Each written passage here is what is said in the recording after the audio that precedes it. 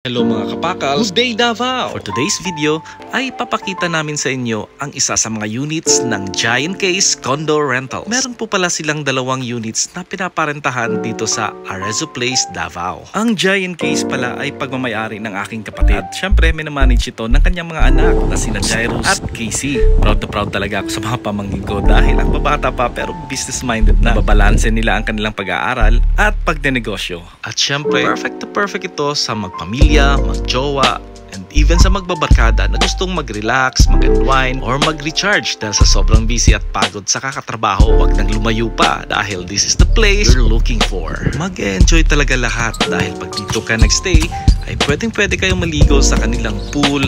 At sa mga mahilig naman maglaro ng basketball, aba, huwag ka dahil nasa likod lang ng kanilang unit ang basketball court.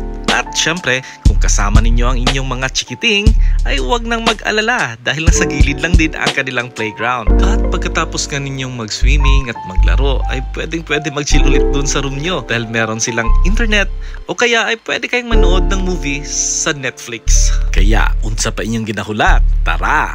Mag-book na sa Giant Case Condo Rentals.